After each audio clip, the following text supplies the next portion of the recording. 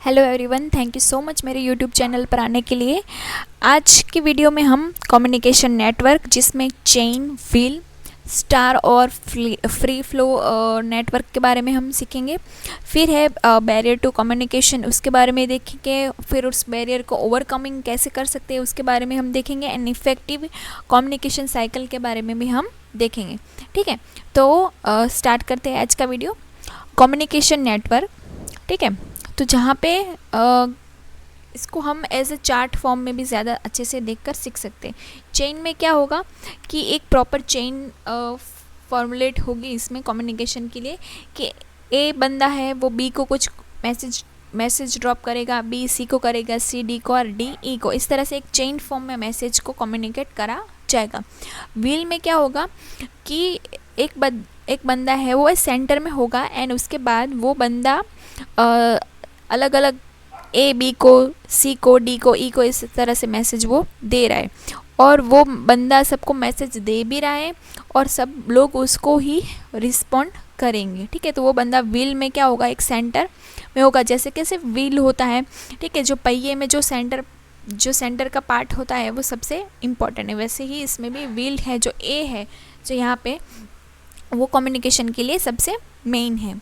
Circular form में क्या होगा कि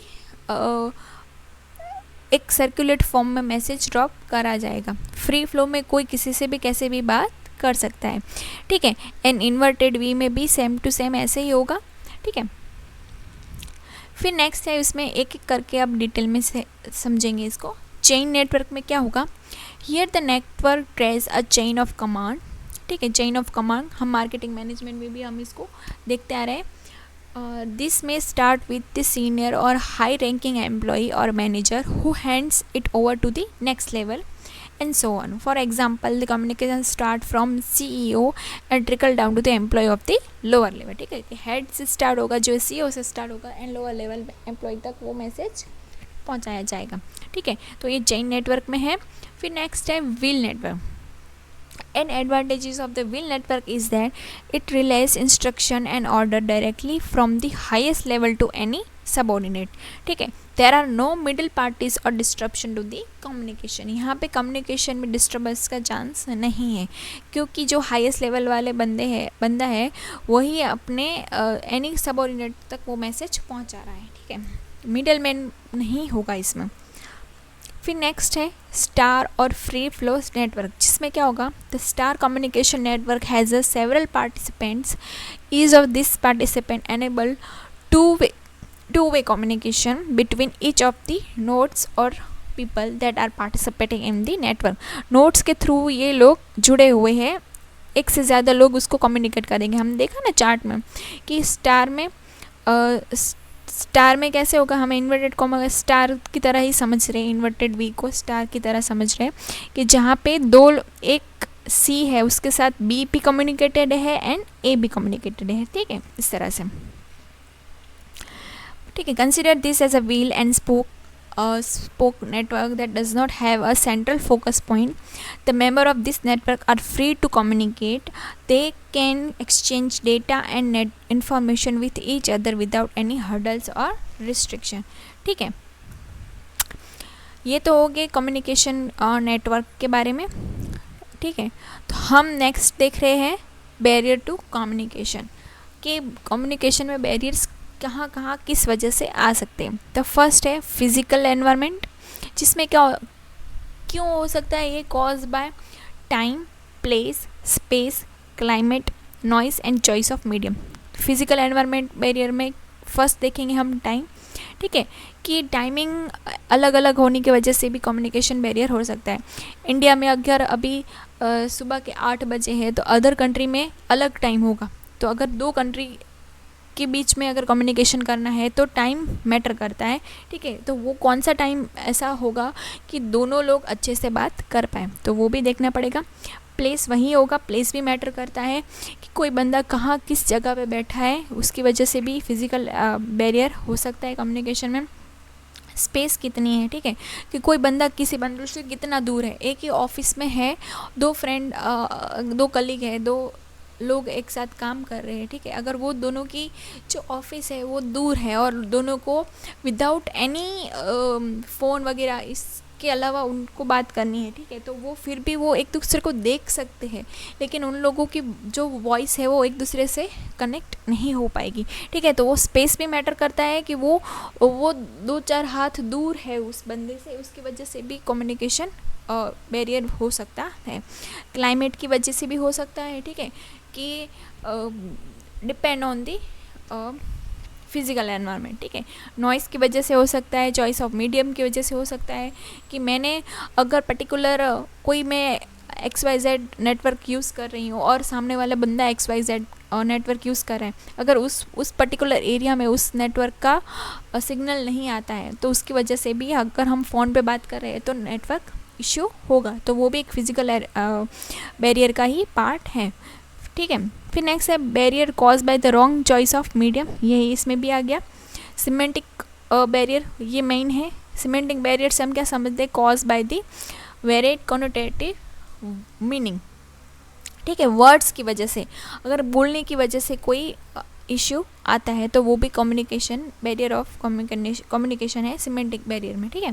फिर नेक्स्ट है कल्चरल बैरियर, जिसमें कॉज क्या है उसका, डाइवर्सिटी ऑफ द कल्चर, ठीक है, डिफरेंट कल्चर में डिफरेंट एरिया पे अलग अलग कल्चर के अकॉर्डिंग कम्युनिकेशन बैरियर हो सकता है। हमारे यहाँ हम बोल सकते हैं कि जो ब्राइड है वो वाइट कपड़े नहीं पहनती, ठीक है, लेकिन अदर कंट्रीज़ में जहाँ पे स्पेशल हम बोलेंगे क्रिश्चियन, तो वहाँ पे वो लोग वाइट कपड़े जो दुल्हन है वो वाइट गाउन में ही उनकी शादी होती है, तो वो भी डिफरेंट कल्चर की वजह से है, तो वो भी बैरियर टू कम्युनिकेशन का ही पार्ट है। फिर है साइकोलॉजिकल एटीट्यूडल एंड बैरियर, ठीक है, cause by moods attitude relationship, ये इसमें है। फिर है barriers cause by wearing perception of reality, cause by level of understanding and comprehension, ठीक है, मैं सामने वाले बंदे को इतना पहचानती हूँ या उसके लिए मेरा कैसा एक्सपीरियंस है वो भी डिपेंड करता है, ठीक है। तो एक एक करके आप अच्छे से समझेंगे। बैरियर टू इफेक्टिव कम्युनिकेशन में फर्स्ट फिजिकल बैरियर, जिसमें हमने देखा डिस्टेंस के बेसिस पे, नॉइज़ की वजह से, ठीक है, इम्प्रॉपर टाइमिंग की वजह से, ओवरलोड ऑफ इंफॉर्मेशन की वजह से भी फिजिकल बैरियर हो सकता है। सिमेंटिक बैरियर में जिसमें क्या होगा, लैंग्वेज की वजह से, ठीक है, कि किसी बच्चे को कोई लैंग्वेज नहीं आती है, ठीक है, तो उसकी वजह से भी सिमेंटिक बैरियर हो सकता है। और जार्गन की वजह से, मतलब कोई hi fi extra word use करे, इंग्लिश में बात कर रहे हैं लेकिन जो एक्स्ट्रा ऑर्डिनरी जो वर्ड्स यूज़ होते हैं वो जार्गन से हम यूज़ कर रहे हैं, ठीक है, तो उसकी वजह से भी सामने वाले बंदा भले इंग्लिश बोलता हो फिर भी उसको वो वर्ड समझ नहीं आएंगे। टेक्निकल बैरियर से तो हमें पता ही है, ठीक है, कि हम नेटवर्क इशू है या फिर फ़ोन ख़राब हो गया, लैपटॉप ख़राब हो गया, इस तरह से। फिर ऑर्गेनाइजेशनल बैरियर में कौन सी चीज़ें आएंगी, पुअर प्लानिंग, ठीक है, कि हमने जो प्लान बनाया है उसके अकॉर्डिंग इम्प्लीमेंटेशन नहीं होगा, उसकी वजह से क्या हुआ कि कम्युनिकेशन अच्छे से नहीं हुआ, कि टॉप लेवल वाले जो मैनेजर है अभी वो अपने सबऑर्डिनेट से क्वेश्चन कर रहा है कि काम क्यों नहीं हुआ, तो उसके पास प्रॉपर आंसर नहीं है। स्ट्रक्चर कॉम्प्लेक्सिटी, ठीक है, स्टेटस डिफरेंस, अगर सबऑर्डिनेट को अपने मैनेजर से कुछ बात भी करनी है तो वो मे बी स्टेटस डिफरेंस की वजह से वो कम्युनिकेट ना कर पाए, डर की वजह से। ऑर्गेनाइजेशनल डिस्टेंस भी है एंड टाइमिंग इश्यू तो है ही, ठीक है। एक ही ऑर्गेनाइजेशन में अगर 2 शिफ्ट चालू है तो मॉर्निंग शिफ्ट वाले जो बंदा है वो अपने इवनिंग शिफ्ट वाले बंदे से तो कभी मिलेगा ही नहीं, तो वो इशू हो सकता है कि वो उन दोनों के बीच में कभी बात हुई ही ना हो, ठीक है। फिर नेक्स्ट है साइकोलॉजिकल बैरियर, जिसमें क्या होगा, परसेप्शन हो, ठीक है, फिल्टरिंग है, डिस्ट्रस्ट है या फिर इमोशंस है, ठीक है, कि मेरा परसेप्शन ही है, मैं वो बंदा अगर सही बात भी बोलता है फिर भी मेरे मन में उसके लिए हमेशा ऐसा ही होगा कि वो गलत ही बोल रहे हैं, तो वो पहले से जो परसेप्शन है वो भी मैटर करता है। फिल्टरिंग है, ठीक है, ये सब चीज़ें भी आती हैं, मुझे उसके लिए ट्रस्ट ही नहीं है, डिस्ट्रस्ट ही है हमेशा, तो भी वो साइकोलॉजिकल बैरियर है। इमोशंस भी उसमें ही आ जाता है। एंड कल्चरल बैरियर में तो मैंने बताया ही कि डिफरेंट कल्चर में जो अलग अलग वैल्यूज़ नॉर्म्स जो बनाए गए हैं उसके अकॉर्डिंग भी बैरियर हो जाता है।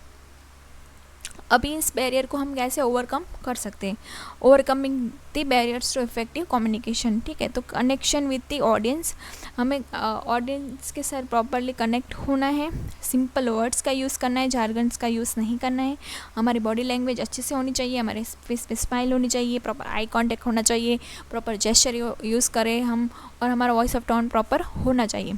कल्चरल सेंसिटिविटी हमें ध्यान रखना है कि हमारी बातों से किसी कल्चरल मतलब किसी रिलीजन के लिए हम गलत ना बोल दें। ठीक है, चेकिंग फॉर अंडरस्टैंडिंग, ठीक है, क्या सामने वाले बंदे हमारी बात समझ भी रहे हैं कि नहीं, वो भी प्रॉपरली चेक करना चाहिए।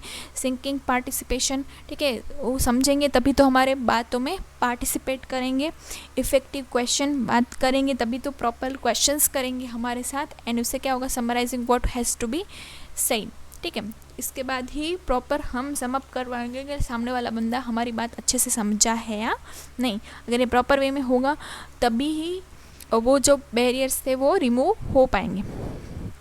ठीक है, कि कैसे करेंगे, फ्लो ऑफ इंफॉर्मेशन होना चाहिए, फीडबैक होता रहे, सिंपल लैंग्वेज यूज़ करें, लेवल ऑफ नॉलेज चेक कर लेना चाहिए हमें ऑडियंस का, प्रॉपरली लिसन करना चाहिए, हमारे अपने इमोशन, जो सेंडर है जो मैसेज दे रहा है उसको अपने इमोशंस पर कंट्रोल करना चाहिए।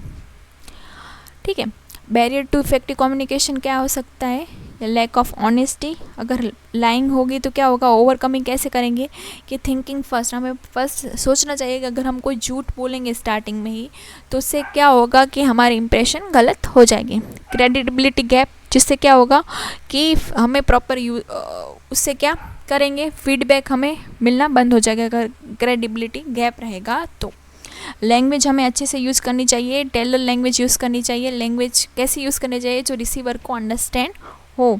लिसनिंग हैबिट कैसी होनी चाहिए, एक्टिव होनी चाहिए। ठीक है, फिर लैक ऑफ फीडबैक हो तो क्या होगा, कॉन्स्ट्रेंट इमोशंस, ठीक है, हमें अपने इमोशंस पर कंट्रोल करना चाहिए, सामने वाले बंदे को समझना चाहिए।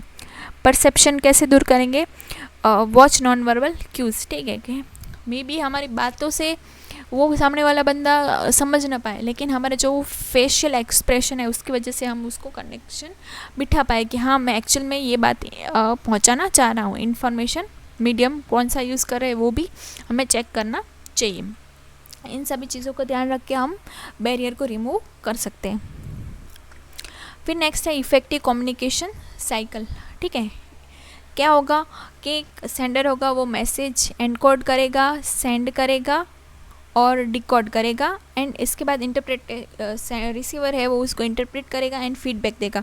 ये प्रॉपर एक साइकिल इन कम्युनिकेशन में, इफ़ेक्टिव कम्युनिकेशन के लिए ये साइकिल फॉलो हो ज़रूरी है। मैसेज से फीडबैक, वापस फीडबैक तक का सफ़र होना चाहिए। आई होप सो इतना समझ आया होगा आपको। नेक्स्ट वीडियो में हम मॉडल ऑफ कम्युनिकेशंस देखेंगे जो इम्पोर्टेंट है एग्ज़ाम पर्पज़ के लिए। ठीक है, थैंक यू।